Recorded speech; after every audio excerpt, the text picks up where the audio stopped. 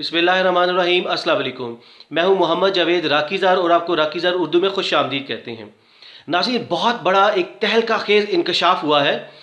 भारत का एक सहाफ़ी, एक एंकर अर्नब गोस्वामी, उसकी व्हाट्सएप चैट लीक होती है जो अपने दोस्त के साथ करता है। अर्नब गोस्वामी अपने दोस्त से कहता है, उसको रिश्वत देता है कि तुम हमारे चैनल यानी कि रिपब्लिक टीवी की रैंकिंग को बढ़ा दो, उसको नंबर 1 ले आओ। यानी कि आर्टिफिशियल रैंकिंग के लिए उसको रिश्वत देता है। इसके बारे में आपको डिटेल से बताएंगे। इसके अलावा बहुत ही इंपॉर्टेंट, अर्नब गोस्वामी अपने दोस्त के साथ चैट करता है और उसको बताता है कि पुलवामा अटैक के बारे में उसको पहले से पता है और ये लोग 20 मिनट पहले कैमरे लेकर उधर पहुंच जाते हैं। इसका चैनल और इसकी तमाम टीम पहुंच जाती है और ये उसको चैट में बताता है कि बहुत बड़ा कुछ होने वाला है, समथिंग बिग इज हैपनिंग, और इसमें कश्मीर और पाकिस्तान के खिलाफ कोई कार्रवाई होने वाली है और इसमें मोदी एक बहुत बड़ा लीडर बनकर उभरेगा। तो नाज़रीन, ये सब कुछ, ये तमाम इंकशाफात आपको डिटेल के साथ बताएंगे कि ये आखिर वाकया है क्या। नाज़रीन, बेसिकली अर्नब गोस्वामी भारत का एक चैनल है रिपब्लिक टीवी, उसका ये एडिटर इन चीफ है, उसका मैनेजिंग डायरेक्टर है। ये अपने दोस्त के साथ चैट कर रहा होता है, व्हाट्सएप चैट, और ये जो डाटा लीक हुआ है ये 3 से 4 साल का डाटा लीक हुआ है। ये अपने दोस्त पार्थो दास गुप्ता के साथ चैट करता है जो कि एक्स सीईओ रह चुका है बार्क का, BARC। बार्क से मुराद है ब्रॉडकास्टिंग ऑडियंस रिसर्च काउंसिल। यानी कि ये क्या करता है बार्क का इदारा? बार्क बेसिकली TRP कैलकुलेट करता है तमाम टीवी चैनल्स की। TRP से मुराद है कि टेलीविज़न की रेटिंग को ये कैलकुलेट करता है। वो अर्नब गोस्वामी अपने दोस्त को ये बताता है कि मेरी जेब में तमाम मिनिस्टर्स हैं, यानी कि तमाम मिनिस्टर्स मेरे साथ हैं, मेरी पहुंच ऊपर तक, मोदी तक है, यानी कि सेंट्रल गवर्नमेंट तक है। और ये उसको कहता है कि न्यूज़ 18 चैनल नंबर 2 कैसे आ गया। तो अर्नब गोस्वामी उसको रिश्वत देता है और कहता है कि मुझसे न्यूज़ 18 का जो चैनल 2 पर आया है उसकी TRP का डाटा शेयर करो। और उसके बाद कहता है कि मेरा टीवी चैनल को नंबर 1 लाने के लिए मेरी मदद करो, यानी कि गिव एंड टेक। मैं तुम्हें पैसे दूंगा, इसके बदले में तुम मुझे ये सर्विसेज दो। तो बेसिकली TRP क्या चीज़ है? TRP ये टेलीविज़न रेटिंग पॉइंट है, यानी कि बार का इदारा TRP कैलकुलेट करता है। टेलीविज़न की हर हफ्ते ये रेटिंग इशू करते हैं, उसका रिजल्ट निकालते हैं कि कौन से टीवी चैनल का कौन सा प्रोग्राम नंबर 1 है, 2 है, 3rd है, और इसी तरह एक लिस्ट जारी होती है। ज़ाहिर है उसी की बुनियाद पर ये टीवी चैनल्स तमाम ब्रांड्स को दिखाकर उनसे फिर पैसे लेते हैं, स्पॉन्सरशिप के पैसे, एड्स के पैसे लेते हैं कि हमारा ये जो प्रोग्राम है ये नंबर 1 है, नंबर 2 है। और ये रेटिंग हर जुमेरात को इशू होती है। आपको समझाने के लिए एक मिसाल देते हैं कि बिग बॉस का एक प्रोग्राम चलता है, एक शो होता है और वो नंबर 1 आता है। उसके जो इम्प्रेशंस हैं, उसको जो व्यू करते हैं, सादा अल्फाज में वो तकरीबन 10 मिलियन से ज़्यादा उसके व्यूज़ या उसके इम्प्रेशंस होते हैं। उसकी बुनियाद पर उसको नंबर 1 रेटिंग पे रखा जाता है। इसी तरह ये मयार होता है तमाम टीवी चैनल्स का, यानी कि प्रोग्राम्स का, उनके शोज़ का, उनके टीवी ड्रामास का, कि किस हिसाब से ये बार उनकी TRP कैलकुलेट करता है। अब होता क्या है कि बार का इदारा रैंडमली तकरीबन 45,000 के करीब घरों में डिवाइसेस को इंस्टॉल करते हैं। उसकी वजह से मैयर किया जाता है कि कौन से घरों में कौन से प्रोग्राम देखे जा रहे हैं, उसके हिसाब से फिर रैंकिंग इशू होती है। और ये अर्नब गोस्वामी इसी सिलसिले में गुप्ता को पैसे दे रहा था कि वो घरों में पैसे दे, लोगों को पैसे दे, उनको फोर्सफुली कहे, उनको लालच देके कहे कि हमारे चैनल के प्रोग्राम को वॉच करें ताकि वो उसकी इस हफ्ते उसकी रेटिंग ऊपर आए। लेकिन इसका जो प्रोग्राम है और इसका जो टीवी चैनल है, इसके बारे में कहा जाता है कि ये बायस टीवी चैनल है। ये प्रोग्राम्स बायस किए जाते हैं, मुसलमानों के खिलाफ जानबूझकर किए जाते हैं, ये ओपोजिशन के बारे में किए जाते हैं, कश्मीर के बारे में जानबूझकर इधर प्रोपेगेंडा किया जाता है। इवन यहाँ तक कहा जाता है कि ये प्रोपेगेंडा चैनल है। बेसिकली इसको मोदी का चैनल कहा जाता है कि इसको जानबूझकर मुसलमानों के खिलाफ और कश्मीर के खिलाफ इसको लॉन्च किया गया है। और अर्नब गोस्वामी के बारे में मशहूर है कि ये अपने हर मेहमान के साथ बदतमीजी करता है, बहुत ऊंची बोलता है, चीखता चिल्लाता है। अब आपको एक बहुत अहम पॉइंट पर लेकर आते हैं, वो है पुलवामा अटैक के बारे में। ये अर्नब गोस्वामी अपने दोस्त गुप्ता को चैट में बताता है बड़े फखरी अंदाज में कि हम पुलवामा अटैक से 20 मिनट पहले हम लोग उधर मौजूद थे, उस ग्राउंड पर मौजूद थे। यानी कि अटैक होने से 20 मिनट पहले ये और इसकी टीम, पूरे कैमरामैन वो मौजूद थे। तो पुलवामा अटैक क्या था कि भारत की आर्मी पर अटैक किया गया था, जिसमें 40 इनके आर्मी के जो लोग थे वो मारे गए थे।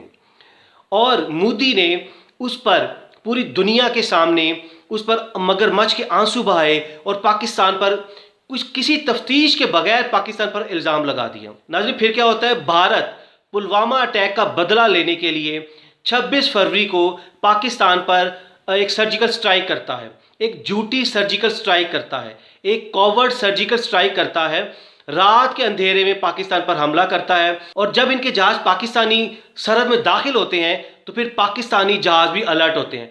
पाकिस्तानी एयरफोर्स इनको भागने पर मजबूर करती है।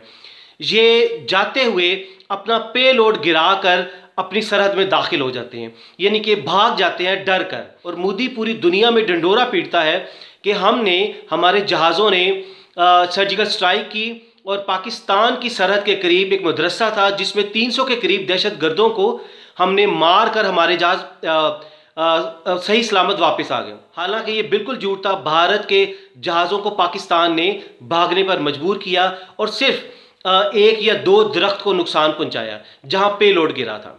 और अर्नब गोस्वामी अपने दोस्त के साथ चैट करके बताता है कि बहुत बड़ा कुछ होने वाला है, समथिंग बिग इज़ हैपनिंग। और इसमें अपने दोस्त को कहता है कि मोदी एक बहुत बड़ा लीडर बनकर सामने आएगा और ये कार्रवाई हम पाकिस्तान को फंसाने के लिए पाकिस्तान के खिलाफ और कश्मीर के खिलाफ कर रहे हैं। और वो बालाकोट स्ट्राइक के बारे में जिक्र कर रहा था।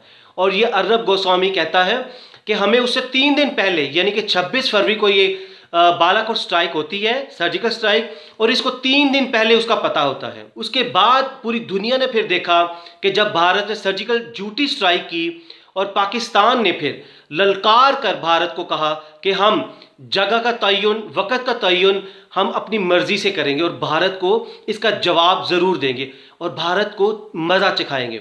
और फिर पूरी दुनिया ने देखा कि भारत ने तो रात के अंधेरे में पाकिस्तान पर हमला किया, जो कि वो हमेशा रात के अंधेरे में करता है।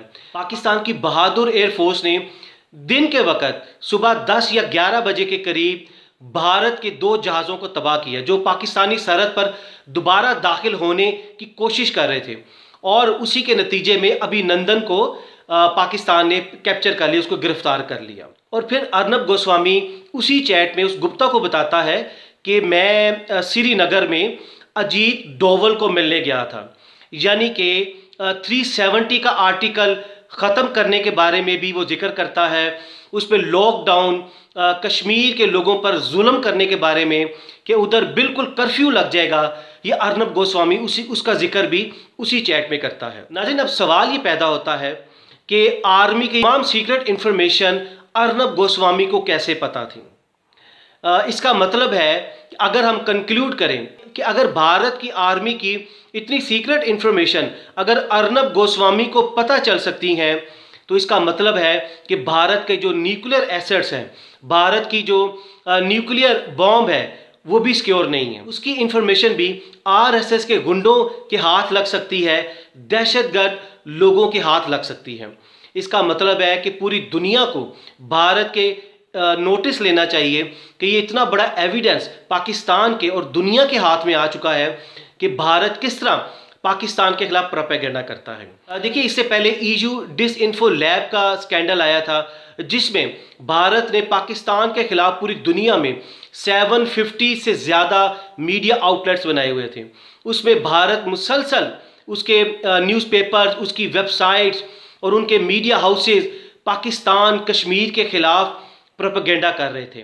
और ये तमाम झूठा प्रोपेगेंडा फैलाया जा रहा था। इसके अलावा भारत पाकिस्तान का कई सालों तक पिंक सॉल्ट बेचता रहा, पाकिस्तान से सस्ते दामों से खरीद कर आगे भारत और इसराइल पूरी दुनिया को पिंक सॉल्ट बेचते हैं, जिसकी वैल्यू सालाना उसकी सेल $125 बिलियन है। इसी तरह भारत रंगे हाथों पकड़ा गया है। पाकिस्तान का बासमती राइस को भारत अपने लेबल लगाकर पूरी दुनिया में बेचता है और अपने खराब चावलों पर पाकिस्तानी मोहरें लगाकर पूरी दुनिया में पाकिस्तान का नाम बदनाम करता है। देखिए, ये सिर्फ यही नहीं है। भारत, हम बहुत अरसे से कहते आ रहे हैं कि भारत के जो तमाम रिकॉर्ड्स बने हैं क्रिकेट में, इसको भी इन्वेस्टिगेट किया जाए। तेंदुलकर से लेकर कोहली तक ये तमाम फेक रिकॉर्ड्स हैं। अगली टीमों को खरीदा जाता है। भारत के पास पैसा है, वो तमाम पूरे क्रिकेट क्लब को खरीद लेता है और इन तमाम क्रिकेट मैचेस को ड्रामाई अंदाज में भारत जीत लेता है और भारत के रिकॉर्ड पे रिकॉर्ड बनते जा रहे हैं। आपको कहने का मतलब ये है कि पहले EU डिसइंफो लैब आया, अब ये अर्नब गोस्वामी की व्हाट्सएप चैट लीक हुई है। पाकिस्तान को इसको पूरी दुनिया में प्रोजेक्ट करना चाहिए, बताना चाहिए कि भारत का मकरू चेहरा किस तरह वो पाकिस्तान के खिलाफ प्रोपेगेंडा करता है।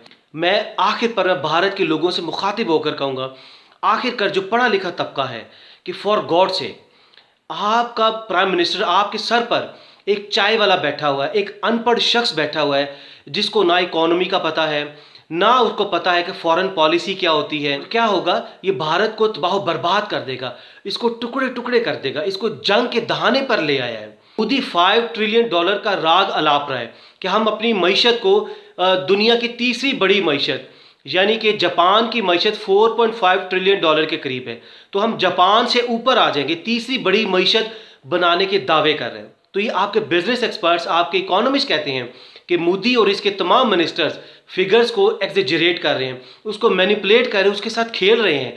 आप लोगों को फेक फिगर्स दी जा रही हैं। मुआशी तौर पर भारत तबाह हो रहा है।